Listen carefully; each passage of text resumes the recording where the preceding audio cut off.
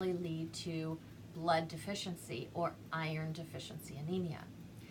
This is one of those perfect translation between two worlds moments when Western medicine and Chinese medicine ideas about the body and the understanding overlap one another. So it's kind of a nice resting place for the ideas of these two systems that we have available to us here in this culture. And then the second major question for today is, what does excess and deficiency blood look like? So let's talk about that for a second. I'm going to start with deficiency. That's a little bit easier to recognize. So in the Western view, the name for blood deficiency would be anemia. The signs of anemia, according to this view, are easily fatigued, loss of energy, unusually rapid heartbeat, particularly with exercise, shortness of breath, headache, particularly with exercise, difficulty concentrating, dizziness, pale skin, leg cramps, and insomnia. So those are the major signs. And there are 6 types of anemia recognized, but I'm just going to mention the first 2, which make up at least 80% of the anemia conditions, and that is iron deficiency anemia or B12 deficiency anemia. And in the Chinese medical tradition, we just use a formula called siwutong, which means to build 4 herbs that build back the blood substance. And that's very easy for us. So we see blood deficiency, we give this formula, and the blood gets built up. Not immediately, it takes several months for the blood to build back up again. And plus, water is an essential component, making sure there's no dehydration. So that would be our approach. I think of acupuncture and cupping and gua sha as a way to remove obstacles, impingements, stagnation, blockage, stasis. And I think of moxibustion as a way to put back lost qi or lost yang back into the body. And I tend to think of food and herbal medicine as a way to supplement deficiencies in the body. Deficient qi, deficient blood, deficient yin, and even deficient yang can be supplemented by eating the right foods or taking the right herbs, which is kind of a shortcut to the diet. Of course, there's always many exceptions to every rule, so let me just mention that there are great herbs that break apart stones or growths, reduce swellings, and remove them from the body. So of course, there are those herbs that do that. But just as a general first pass with someone, that's how I tend to think of acupuncture and herbal medicine and how they can benefit the patient. But anyway, back to the Chinese medical tradition, we want to define the contribution to blood deficiency as being related to a possible failure of the blood organs, which we mentioned already, liver, heart, and the earth organs. So as practitioners of Chinese medicine, we do a further analysis to determine if the blood deficiency is related to the gut, to the earth organs, to the failure to function optimally, or possibly excess of food allergies leading to a leaky gut or SIBO, loss of oral tolerance, diabetes, etc. Or we look at the liver. Are there problems with joints? Are there PMS problems, tendinitis, toxin overloads? We can look at toxin overload through a simple tox screen panel where we can look at the urine and see what the toxic overload is. Or with the heart or the blood vessels, is there poor circulation or high blood pressure, plaque formations, possibly even on the teeth? We can see that the person has a tendency towards plaque formation, possibly also in the veins or arteries. So that's a good measure to see if that person is at risk for that or not. Deep vein thrombosis, hemorrhage, bruising easily, TIAs, and etc. So back to blood deficiency. So there are 2 easy at-home tests that you can do yourself to see if you have anemia.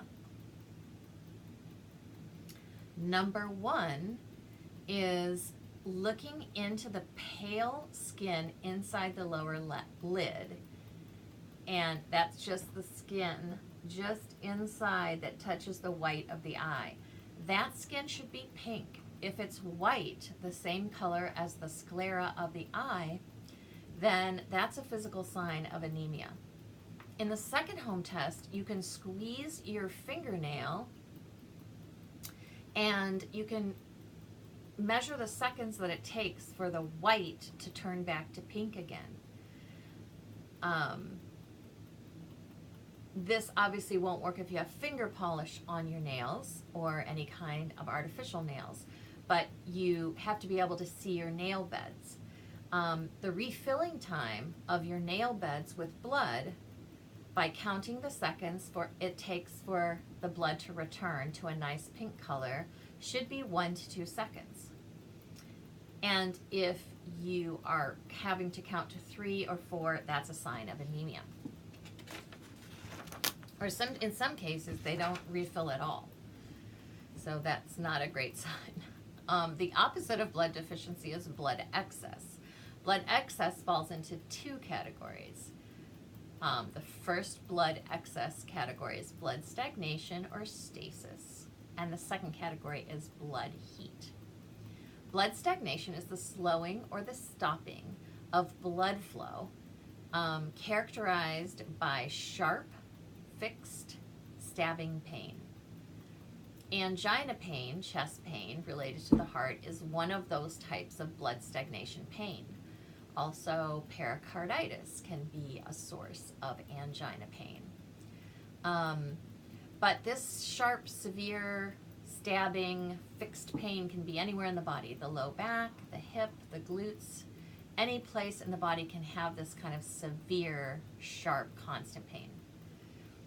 So we consider that to be blood stagnation pain, and we want to try to move the blood in order to allow the blood to flow and then stop that stagnation from happening in that local area. So then blood heat causes the overly rapid movement of blood in the vessels due to too much heat in the blood level. This can lead to bleeding, bruising, or hemorrhaging, and bleeding in the brain can lead to stroke. And a lesser form of that minor bleeding is called a TIA, a transient ischemic accident. So massive blockage of the blood stagnation can lead to myocardial infarction, or something we call heart attack, thrombosis, or the lack of blood going to the heart would be ischemia. So that ischemia is another name for the death of the cells due to lack of blood supply. Dehydration can cause thickening of the blood substance, which can lead to the slowing or even stopping of blood flow. Even though this is a deficiency of fluids, it leads to an excess blood stagnation condition. Your tongue also tells a story. And just one story that I'd like to tell about tongue markings are the midline crack. So if there is a midline crack and it goes all the way to the tip of the tongue, the stress you are under has impacted the heart, and you need to take action about that. So one way to prevent any kind of heart attack or ischemic accident of the brain is to look at your tongue and to see if the stress that you're under has impacted the heart. Call your practitioner to help you reverse this sign on your tongue. It may take some time, and you could be working on this for 9 to 18 months, but it is well worth the effort to do so. So look at your tongue in the mirror and ask yourself, does that mid crack, even if you don't have a midline crack, that's fantastic. But if there is a midline crack that goes to the tip of the tongue, then you really need to talk to somebody about that. So the third question for today is, what is the esoteric meaning of blood? The esoteric application of the idea of blood from a philosophical Taoist viewpoint is that blood is substance, and the substantiation of a dream or of an idea into reality requires your blood to be put towards that dream or idea. We say in our vernacular language that we put our blood, sweat, and tears into something.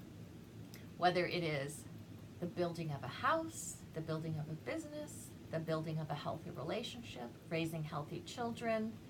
And the reason why we say this is because in the Chinese view, we need our substance, our blood, to make something materialize or to become real. So to go through a master's degree program, you give your life's substance, your life's blood, to make it come true. We substantiate our dreams into reality, and we need to give our blood to it to accomplish our dreams. And speaking of blood, sweat, and tears, body fluids are formed from the food and drink, and they include urine, tears, sweat, cerebral spinal fluid, synovial fluids. That's my 20-minute cutoff. And I'm almost done, so I'm going to try to extend the rest of this talk today.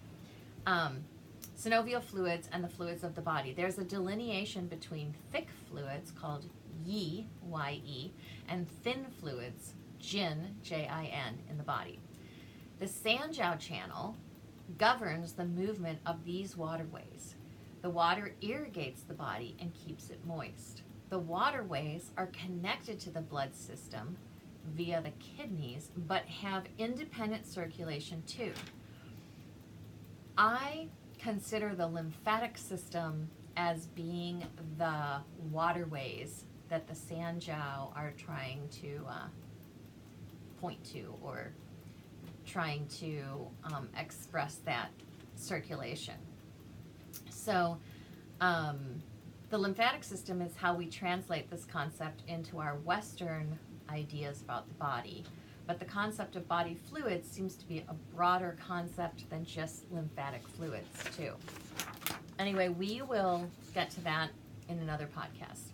So I'm going to just skip past all the lymphatic stuff. So the recap of this podcast is that blood is a commodity of the body, and it's a substance that nourishes, moistens, carries nutrients to, and carries waste products away from cells, is related to the lymph system, and can stop flowing if there's not enough of it, deficiency, or if it gets gunked up, clogged due to waste removal impairments, or if there are leaks, slow leaks. Think older people with large purple spots on their arms, or fast leaks like a bleeding stomach ulcer, which could be a very dangerous, life-threatening situation, or blockages. We need our blood to flow smoothly, and we need enough blood to materialize or substantiate the kind of dreams we want for our life's fulfillment. So those are our pearls of wisdom for today. Next time in episode 5, we will discuss the third and fourth commodities of the body, yin and yang. Stay connected to your True Chi and our True Chi Health Talks. Thank you for tuning in to True Chi, A Path to Healing. I'm Dr. Therese Walsh Van Kuren, and remember that healing happens in the present. Every moment is an opportunity to heal. Stop right now and send yourself the permission to heal in this moment. Visit me at truechi.com and connect with me at Acupuncture with Dr. Therese Walsh Van Kuren on Facebook and at Therese Herbs on Instagram. A special thanks to my producer, Lori Krein, And until next time, let your chi flow.